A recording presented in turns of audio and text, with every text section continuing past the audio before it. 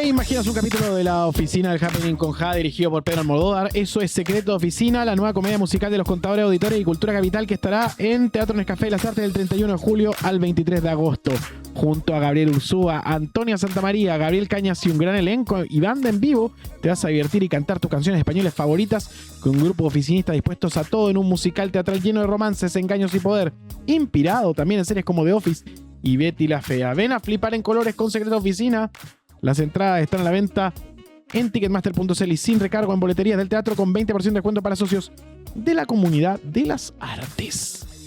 9 de la mañana con 30 minutos. Tenemos mesa para analizar. Gracias a todos los que están en este momento escuchando. Más de 4.000 en vivo, por lo menos, y luego on demand se multiplican. Tenemos a los periodistas Josefa Garrido, que es de la casa, está con turno PM, la pueden ver a las 12 del día.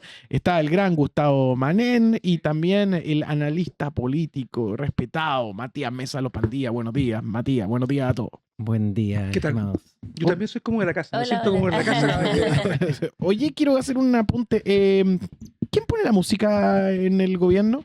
Johannes Kaiser asegura que el Partido Nacional Libertario. Evelyn Matei responde que quien está marcando el ritmo es el PDG. Sandra Parisi concede, en cambio dice no, el que pone la música es Jorge Quiró. ¿Quién tiene el equipo puesto con ultrasonido? ¿Quién es el que hace de esto una fiesta? Si se puede llegar a considerar así dentro de la administración. ¿Qué es lo que leen? Nadie quiere decir quién pone la música. ¿Qué clase de música? ¿Qué DJ? ¿O qué clase de música pone cada sector? Probablemente. Eso yo creo que es la pregunta que hay que hacer. Porque fíjate que yo creo que el Partido Nacional Libertario sí pone un tipo de música que además interpela muchas veces también al gobierno y lo hace que tenga algún tipo de posición respecto de los temas que está poniendo. Ahí están los temas, por ejemplo, de lo que puso el diputado Urritucoechea el otro día respecto del tema de este proyecto de ley para escuchar los latidos del corazón. También está el tema de la amnistía para los presos políticos, o sea, para los presos de violaciones de derechos humanos. Entonces, ese es el tipo de música que está poniendo también el Partido Libertario. El PDG es un tipo de música un poquito más popular también frente a la opinión pública, y así también lo dejan establecido. Por algo citaban también la entrevista que ayer le hicieron a la diputada Parisi. Entonces hay que preguntarse cuáles son los tipos de música que está poniendo cada sector. La oposición también por una música que algunos tratan de ¿cómo se llama?, de bailar al mismo ritmo, pero hasta ahora hay que preguntarse cuáles son los ritmos que están bailando cada uno. Yo quiero ir un poco más atrás cuando yo creo que cuando Kaiser hace la pregunta de quién pone la música, está preguntando quién tiene el poder en el gobierno. Y yo creo que nadie que realmente ostente el poder va a preguntar por eso. Muy de acuerdo. Entonces, por eso yo creo que quién dijo quién tenía la música, por lo tanto, el poder era Ascanio Cavallo, y yo creo que ahí tiene razón, porque es Quirós quien tiene el poder, quien pone la música y quien no pregunta por quién tiene el poder. Yo estoy muy de acuerdo con eso, Josefa. Creo que es bastante evidente que quien ha puesto la música hasta aquí ha sido Quirós con su programa de reforma tributaria profunda, ¿no? Que, como hemos dicho en programas anteriores, viene a romper dos de los pilares consensuados que ha tenido la política chilena en los últimos 35 años, que son básicamente el balance estructural por un lado y la protección, y el incremento sostenido a distintos ritmos dependiendo de la visión, pero sostenido de la protección social. Esa ha sido la música que hemos escuchado hasta ahora, y creo que Johannes Kaiser con esta pregunta que revela el hecho de que él no es el que está poniendo la música, lo hace en un momento muy oportuno. ¿Por qué lo digo? Porque el momentum de Quirós va pasando, ¿no? Es el momento en que él logró instalar su agenda y va a venir ahora una disputa por cuál es el nuevo centro del gobierno. Y eso es lo que Johannes Kaiser intenta instalar hoy día en particular con este tema, ¿cierto? De esta crueldad casi innombrable, ¿cierto? Con las niñas sometidas a la terrible situación de un embarazo no deseado, y no solo las niñas, sino que también mujeres. Entonces creo que ese es el tema que está sobre la mesa. Y hay otro aspecto que es bien interesante, que es lo del PDG. Porque el PDG se ha revelado como un partido con una estrategia bien consistente desde la campaña, ¿no? Con esto de ni fachos ni comunachos. ¿Qué quiero decir? ¿Por qué la leo como una estrategia consistente?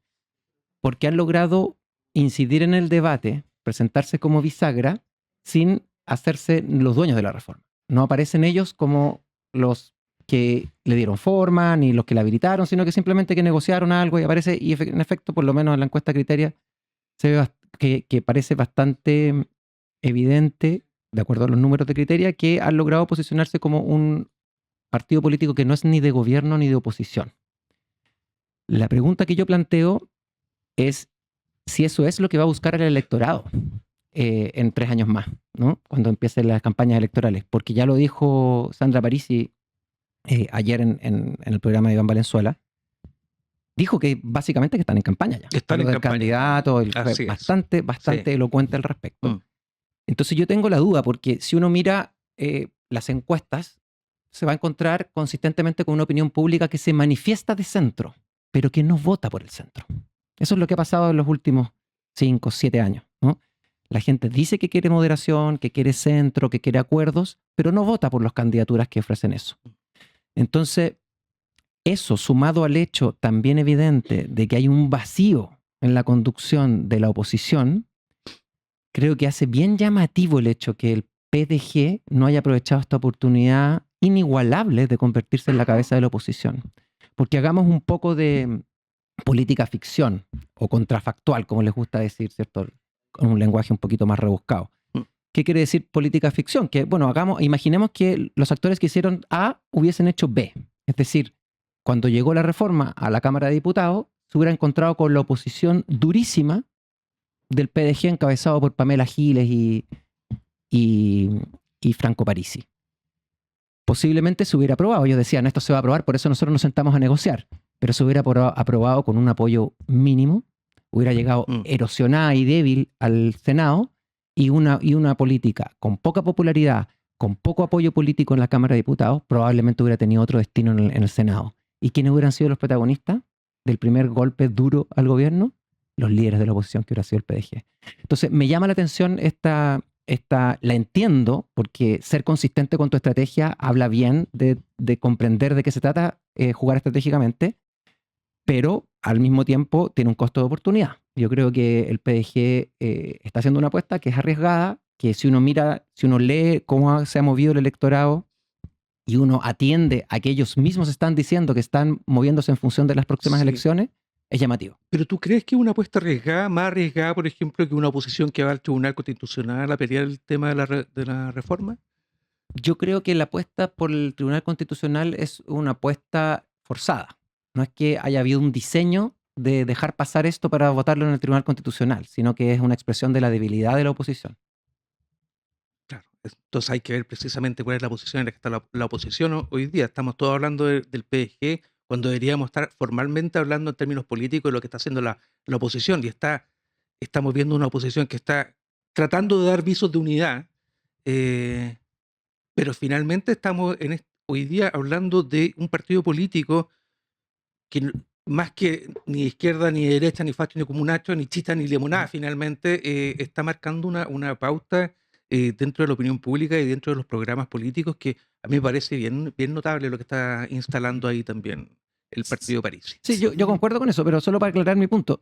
Me llama la atención que no hayan previsto este vacío del liderazgo en la oposición, que es la posición más cómoda para enfrentar un gobierno en el cual tú no eres parte, y que es lo que muy probablemente el electorado va a premiar a la hora de las elecciones.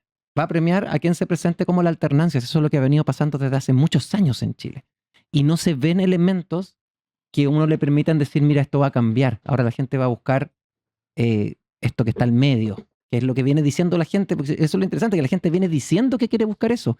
Pero como hemos dicho acá muchas veces citando al gran filósofo chileno Carlos Caselli, que jugaba al fútbol también, la gente no tiene por qué estar de acuerdo con lo que piensa. Y no pasará que el PDG tal vez también está perdido porque en este momento que tú hablabas, Matías, se pierde en esa capacidad de influencia que tiene hoy día el propio Parisi con Quirós. Perdón, planteas que ¿El PDG está perdiendo esa posibilidad de influir? No, está perdido justamente porque ve que tiene capacidad de influir y se pierde con lo que puede proyectar a largo plazo. Me parece que eso es lo que le está pasando. Está el poder obnubila, y estar cerca del poder encandila, ¿no? Porque uno no ve que haya incidencia real del PDG en la configuración de esta reforma. Si ellos han dicho en todos los tonos, sus representantes en el Parlamento, que están muy en contra de rebajar el impuesto corporativo, que es el corazón, que están en contra del tema de cómo se ha resuelto el tema de las contribuciones. Entonces, ¿dónde está la incidencia? Juntarse a conversar y como dijo Franco Parisi, ¿cierto? Hablar con pizarra en mano y pasarlo muy bien en las conversaciones, no hay incidencia. A mí me pasa también que siento que hay como una debilidad en cuanto a las posiciones, a las ideas. Esta cosa de que vamos a ganar el electorado que está en esta suerte como de limbo político, de que estoy en el centro, un centro que también es medio ficticio, pero es como un centro cómodo finalmente, como de que aquí no me quiero mover, como para que no me tachen como de extremos. Pero precisamente yo creo que la gente también valora las posiciones y las ideas. Y yo creo que en esa cuestión nos hemos estado perdiendo en esta cosa como este limbo, esta cosa media ficticia del centro, de estar buscando como el ser ni facho ni comunacho y tener ideas claras que proponerle a la sociedad. Yo creo que esa cuestión, porque el PDG es un partido factual finalmente, de puras cosas como, es como cuando Lavín era alcalde de Las Condes. Una Cosista. Cosista, exactamente, es un partido cosista.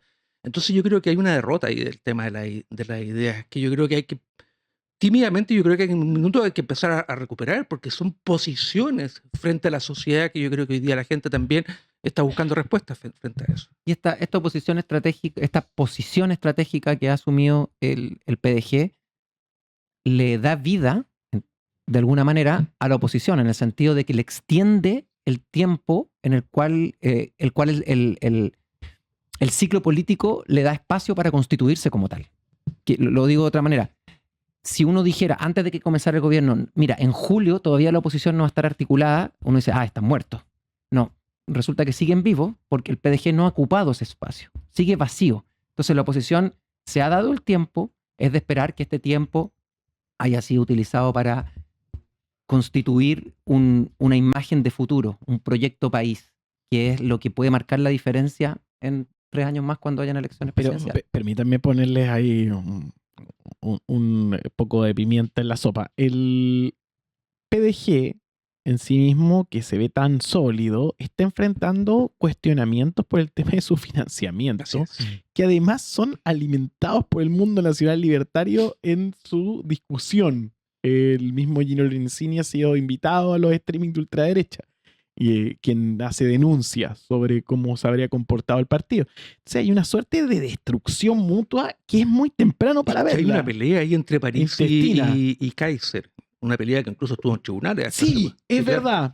Entonces yo creo que ahí también se ha estado arrastrando esta disputa entre los libertarios y el PDG. Y además el problema del PDG no es solamente porque, los problemas de organizar los gastos de los partidos políticos son problemas muy frecuentes que no necesariamente están asociados a corrupción, sino que es difícil llevar la contabilidad de los partidos y el CERVEL es muy estricto y eso está muy bien. Si uno mira, la gran mayoría de los partidos le rebotan 2, 3 veces y lo logran corregir y lo logran armar bien y pasa. Pero el problema que tiene el PDG es mucho más serio, porque tiene una querella ahora interna de ex dirigentes del PDG acusando falsificación de firmas. O sea, es un nivel que trasciende las dificultades propias de la administración contable de las platas políticas. Aquí ya hay acusaciones de delitos y fraude al interior del partido entre las facciones internas. Entonces, es llamativo que tan al inicio de la vida de un partido estén en esta dinámica. No, y aún así seguimos hablando del PDG siempre cada 4 años y sus resultados electorales. Entonces, es bien notable cómo se instalan como fuerza política. Y una fuerza política que es bastante artificial con respecto a cómo se organizan, porque yo no había visto nunca un partido que se organiza por internet, tampoco le interesa una articulación de base que sabemos que es tan relevante para los partidos políticos, lo fue en su momento a la UDI, hoy día Pablo Longueira está diciendo que hay que recuperar esa mística, y también por otro lado tenemos al Partido Nacional Libertario que viene del mundo de la batalla cultural, que yo nunca había visto que ese era un frente donde se formaban los partidos políticos. La misma Mara Seguini lo dijo. Yo vengo del mundo de la batalla cultural. Ese es su mundo político donde ella se articuló. Que uno puede decir, ¿qué es eso también? En septiembre también vamos a tener claridad con este congreso libertario que se va a realizar en Chile, porque insisten con el tema de la batalla cultural. Bueno, Josefa, sí, acuérdate que también el ministro Quirós en su minuto dijo que su reforma era parte también de esta batalla cultural. Ahora, esa victoria legislativa no se ha transformado en una victoria política. Creo que es muy temprano para decirlo. Sí. No están de acuerdo. Porque los antecedentes, según Descifra, un 63% evalúa negativamente la gestión de Quirós, 50% cree que la mega reforma no conseguirá resultados, percibe al ministro como rígido, una mayoría percibe al ministro como rígido y confrontacional, 67% considera que no busca acuerdos, y por su parte, Kast tiene un 36% de aprobación. Es que tiene que ver más que nada con las características del ministro Quirós, con esta persona que bueno, o sea, de hecho la semana pasada pateó la mesa de los alcaldes. Entonces, si no querían acuerdo, me da lo mismo en el fondo. Entonces, tiene que ver un poco con las características del ministro, que es de los duros del gobierno. Incluso yo podría insistir que se ve más duro que hasta el presidente de la República, que ya es un personaje duro políticamente hablando. Entonces, pero esto también todavía estamos viendo qué va a pasar con la presentación en el Tribunal Constitucional y qué va a salir de eso finalmente también. Porque si la oposición no logra un triunfo dentro del TC... Ya, pero también ahí uno se hace preguntas por lo que va apareciendo en esta especie de bombitas en este Buscaminas. Por ejemplo, ¿cuánto golpea el gobierno lo del subsecretario positivo por drogas? Nico, pero antes de entrar en ese tema, yo quisiera agregar un punto nomás sobre esta idea de si es o no un triunfo político. La pregunta sobre el triunfo siempre supone un acuerdo respecto de qué es lo que constituye el triunfo. Y mi impresión, como lo hemos venido diciendo en este espacio desde hace un tiempo, es que el gobierno llega desde un juego distinto. No son jugadores de lo que estamos acostumbrados. El triunfo político para nosotros normalmente en la política se mide, ¿cierto?, en primera instancia con la opinión pública, pero en definitiva con los resultados electorales. Entonces uno puede decir, mira, vamos a ver cómo le va la próxima elección y vamos a ver si esto fue o no un triunfo político. Queda harto todavía. La impresión que nos da es que este gobierno está jugando otro juego. Un juego donde no es relevante ser reelecto. Lo relevante es haber erosionado a tal punto esos consensos a los cuales hicimos referencia, es decir, la necesidad de una balance estructural y sobre todo, la protección social como uno de los deberes que legitima la existencia del Estado. Ese va a ser el triunfo político. Si logran que esto se convierta en sentido común de la política, que el Estado no tiene mayores obligaciones respecto al bienestar de las personas, ese va a ser el triunfo político de este gobierno. ¿Sabéis que yo creo que los grandes derrotados de todo esto, ¿sabéis? Es Chile Vamos. Porque se ha transformado en una fuerza política bastante intrascendente. Siempre hablamos como de los más extremos del gobierno, hablamos de los republicanos, hablamos de los libertarios. Estamos hablando del PDG, estamos tratando de hablar un poco también de la oposición, cómo se está articulando, y entre toda esta conversación se diluye lo que fue Chile Vamos, que ha sido históricamente la fuerza política más importante del lado de la derecha. Entonces, ha sido succionado, ha sido fagocitado por los sectores más extremos, y yo creo que son unos grandes derrotados políticamente hablando. Pero yo creo que Quirós sí pierde. O sea, Quirós pierde políticamente porque uno esperaría que es la reforma más importante del gobierno. Y uno esperaría que saliera esta foto con los brazos en alto, que el gobierno no va a poder ser capaz de marcar. Pero yo creo que ellos no buscaban estar con los brazos abiertos. Ellos buscaban incluso ganar por un solo voto. Es una cosa que...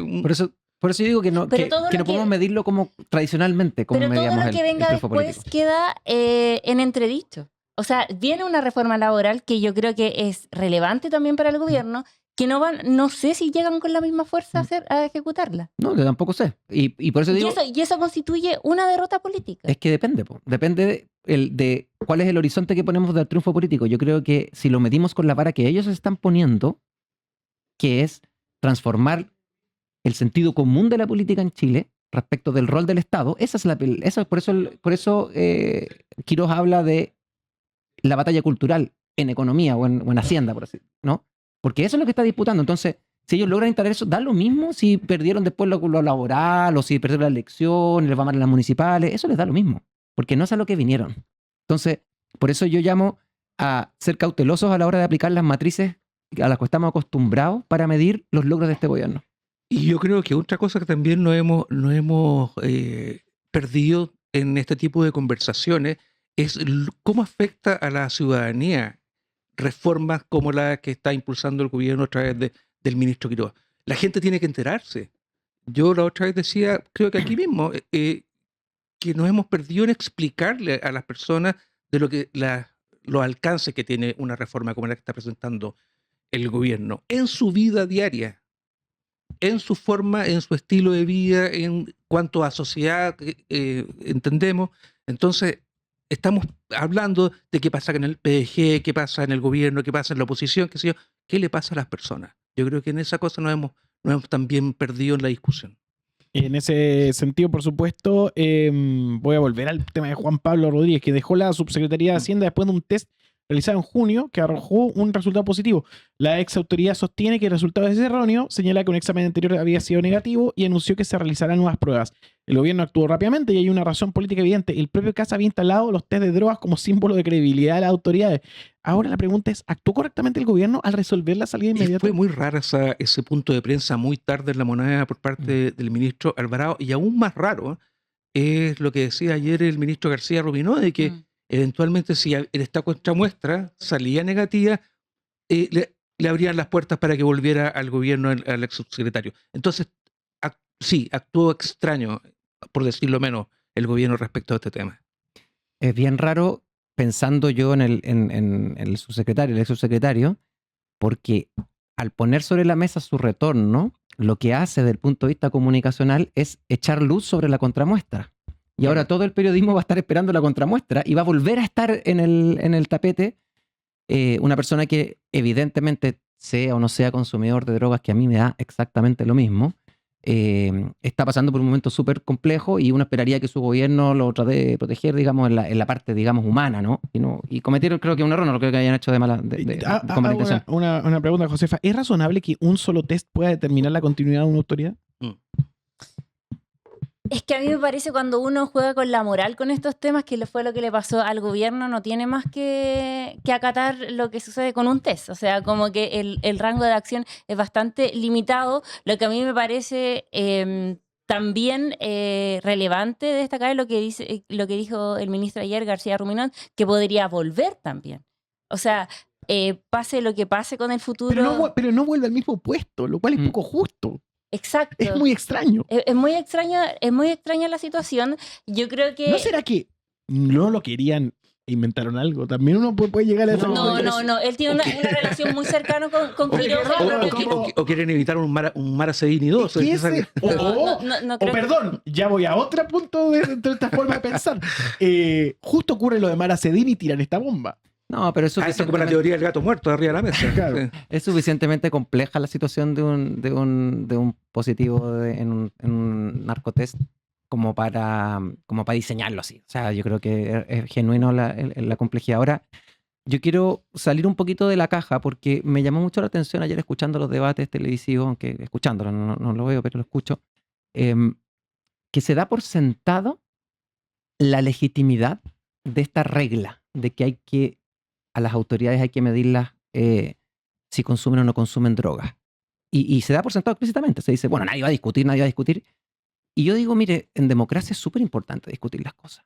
Y lo que ha pasado en el último tiempo con ciertos temas, particularmente asociados a estos elementos que están cerca de aquello que más preocupación provoca en la ciudadanía, que tiene que ver con el crimen organizado, que tiene que ver con las drogas, que tiene que ver con la seguridad, la delincuencia, es que no se discuten los temas. Y no sabemos en realidad las razones por las cuales tomamos estas decisiones como colectivo. Entonces, mi invitación es a que hagamos un doble clic y nos preguntemos ¿qué estamos protegiendo con este tipo de reglas de que tenemos que someter a la autoridad de qué amenaza nos estamos protegiendo que justifique someter a una persona a esta invasión? ¿Cierto?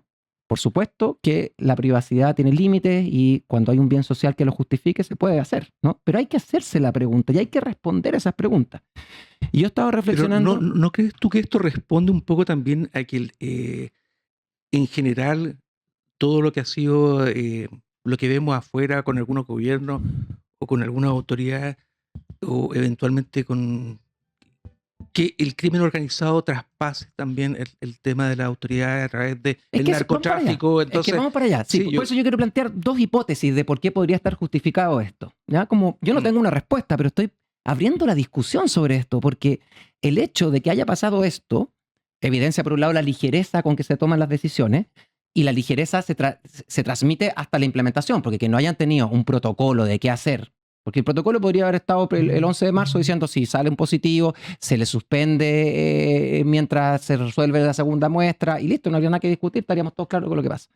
Pero ni siquiera tienen ese nivel de precaución. Yo no pensaba Pero que lo tenía. no lo tienen. Entonces, a mí se me ocurren dos hipótesis. Uno es proteger la función pública, ¿no? Como, mira, es que la gente drogadicta o que consume droga, que son cosas distintas, no puede ejercer bien su cargo.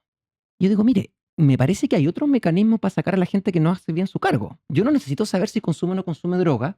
Si juzgo que el funcionario o la autoridad no está haciendo su pega, lo saco nomás, si son de la confianza. O sea, no necesito saber qué es lo que hace en su tiempo libre para sacar a una persona que está cumpliendo su cargo. Entonces, descartemos esa opción. Y la segunda opción que se me ocurre es el tema de la probidad, ¿cierto? Estas personas podrían tener vínculos con el narcotráfico que los dejen en una posición expuesta. ¿Ok? Veamos, eso puede ser, démosle vuelta, hablémoslo y busquemos otras cuestiones que son mucho más evidentes que pueden coger a las autoridades, tomarlas, asirlas y hacerlas y imponer su voluntad sobre las autoridades. Por ejemplo, el secreto bancario.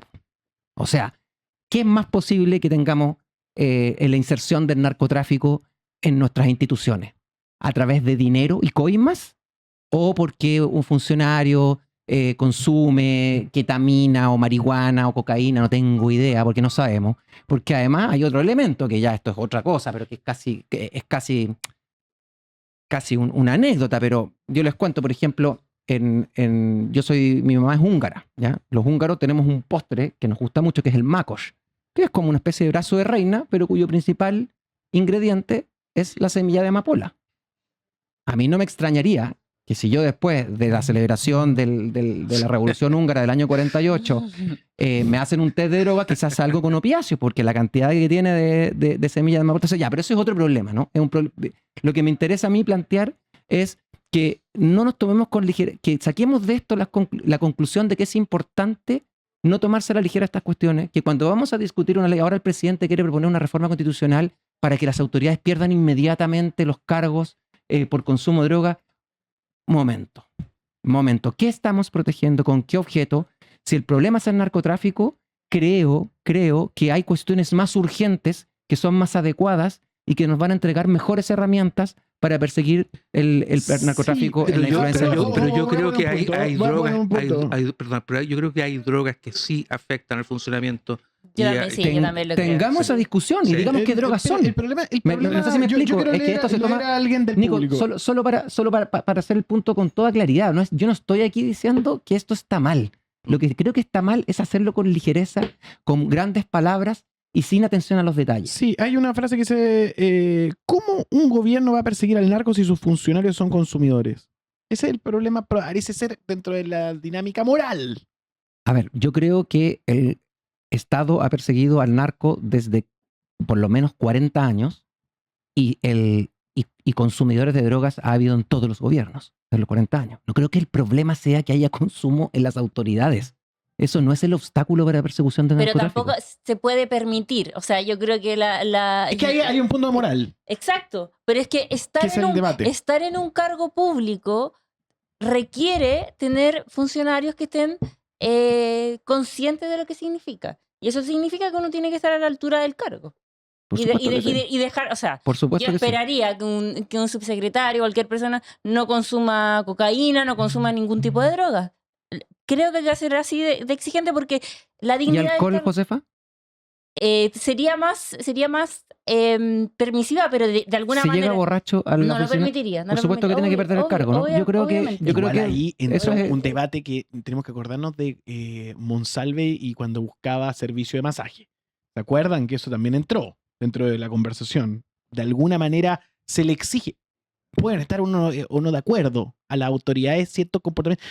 Básicamente por un precepto muy americano, que Pero- es que el presidente es el mejor ciudadano, por tanto, todos los que lo acompañan deberían llegar a ser así. Es una idea que uno podría llegar a considerar errónea desde un punto de vista y desde otro punto no. Qué bueno que pone el tema Monsalve, porque yo me acuerdo incluso de las imágenes del subsecretario caminando por las calles de Santiago. Entonces, cuando tú le preguntabas a Josefa y llegar borracho, o sea, las imágenes que vimos exponiendo su cargo de autoridad, que era el subsecretario del Interior del país. Entonces, No, el problema es que se le exige dar el ejemplo. Y eso es un problema en sí mismo porque es un humano. sí, pero el comportamiento, a ver, era la segunda autoridad más importante en ese minuto en términos Lo de digo en seguridad. Lo digo en general, ya sea por droga, por esos comportamientos con el alcohol, etcétera. O sea, se da es un problema con respecto a cómo nosotros observamos a nuestras autoridades. Sí, Es claro. un desafío Sí. ¿Y cómo para las autoridades. pero por supuesto, cómo vemos nosotros a la autoridad y cómo la autoridad además tiene, asumen su cargo, porque Por- asumir el cargo de autoridad requiere dejar ciertas cosas de lado. por supuesto, y además, a ver, si es tan fácil como esto, a la gente cuando está en su pega, también no puede llegar borracha. Pero es que por eso es mi punto, precisamente mi punto. Creo que estamos todos de acuerdo en que una autoridad tiene que ejercer su cargo de manera que lo pueda desarrollar adecuadamente. Por tanto, si llega borracho no puede ejercerlo, y si por cualquier otra razón sus sentidos están alterados, ya sea porque consume droga o porque cualquier otro elemento, bueno, hay que pedirle el cargo. Ya, pero yo Eso creo es que una- el eso es una problema- cosa. El problema en el caso del test es que se dio el resultado del test por anticipado. A mí, eso es lo que a mí me inquieta, porque eso puede llegar a ser condenatorio. Siendo que, ¿qué pasa? Si hacemos, como bien dice Mañalich, estamos frente a un falso positivo, que es lo que tú planteabas con el tema del postre, no hay forma de poder salir de eso para un ciudadano que está haciendo su Yo pega. creo que eso se puede resolver con un protocolo consensuado, que pero no estemos todos de puede acuerdo. ser que lo saquen y no vuelva a su mismo puesto si el error es de ellos.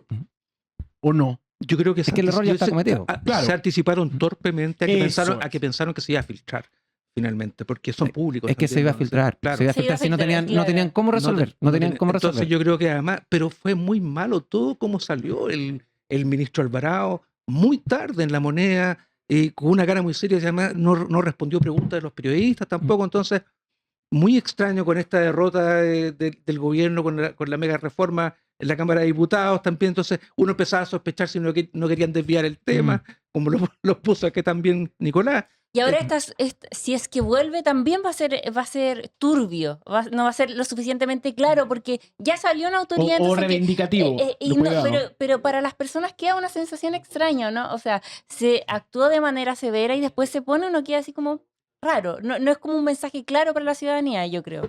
Y más encima el pobre subsecretario ahora va a estar todo el mundo pendiente del que dijo la contramuestra. Oye, tengo una alerta, justamente a propósito de lo que estamos hablando, son las 10:02 de la Volvió el mañana, subsecretario. hay una, dice, Presidente de la República anuncia proyecto de ley de reforma constitucional que Así incorpora es. una nueva causal de cesación en el cargo de autoridades en el caso de consumo de drogas. Por eso estoy planteando, Nico, que tenemos que discutir esto bien discutido.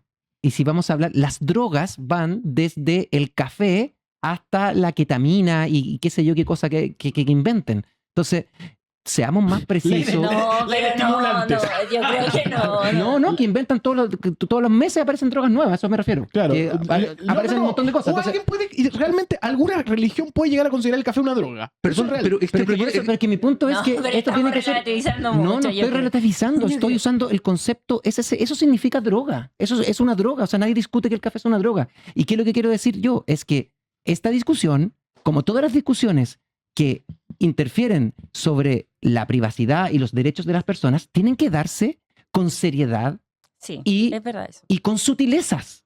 Aquí no hay exceso de sutilezas, seamos excesivos en las sutilezas y lleguemos hasta el fondo del asunto y tomemos una decisión proporcional. Porque si lo que queremos es proteger la función pública, hagámoslo, pero hagámoslo de manera proporcional y razonada. No porque suena mal, drogas es malo, por lo tanto suena bien hacer esto. Eso no es una forma de argumentación racional adecuada para una sociedad democrática.